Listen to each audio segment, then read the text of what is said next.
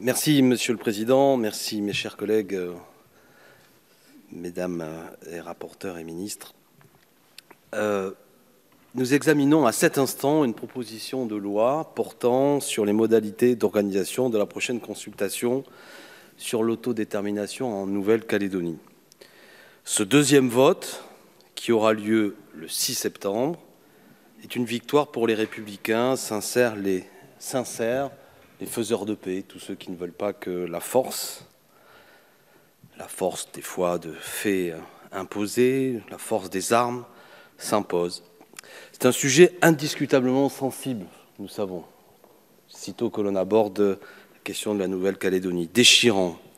L'histoire de la Nouvelle-Calédonie a été souvent douloureuse. Colonisée par l'Empire, elle fut un lieu de bannissement pour les communards. La grande Louise Michel y a fini sa vie, vous le savez, comme institutrice du peuple pour lequel elle a combattu toute sa vie. Puis on a envoyé sur l'île les déportés d'Algérie, victimes d'une autre histoire coloniale dont les cicatrices ne sont pas encore refermées. C'est dire combien le sujet est sensible. Le chemin pour l'autodétermination fut semé de bien de violences et des brutalités qui ont trop longtemps ensanglanté la Grande Terre. Les familles d'Ouvéa, Tiga, Maré, Lifou, Poum, Tio, Koné, Boureille et Nouméa.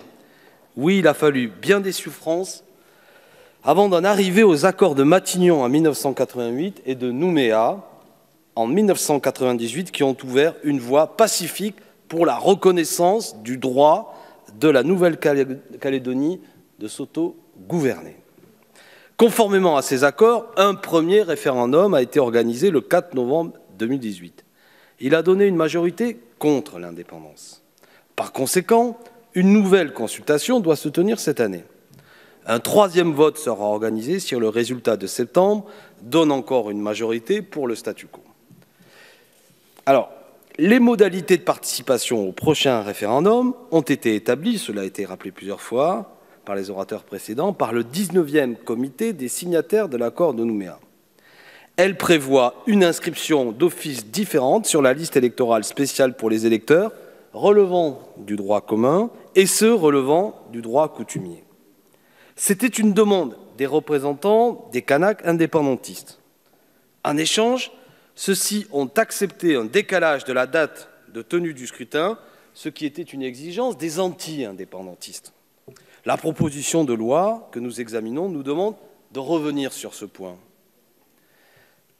C'est là qu'est le problème. En mars 2018, nous avions adopté ici même un projet de loi définissant les modalités d'organisation du référendum du 4 novembre 2018. Il entérinait l'accord difficile, mais l'accord trouvé au 16e comité des signataires. Les Insoumis avaient alors décidé de faire confiance à ceux qui sont directement concernés par le gouvernement de la Nouvelle-Calédonie. Et cette fois-ci, ils feront la même chose. C'est pourquoi, parce que c'est un sujet extrêmement sensible, nous voterons contre la présente proposition de loi qui nous semble remettre en cause des points d'accord difficilement établis. Je vous remercie de votre attention.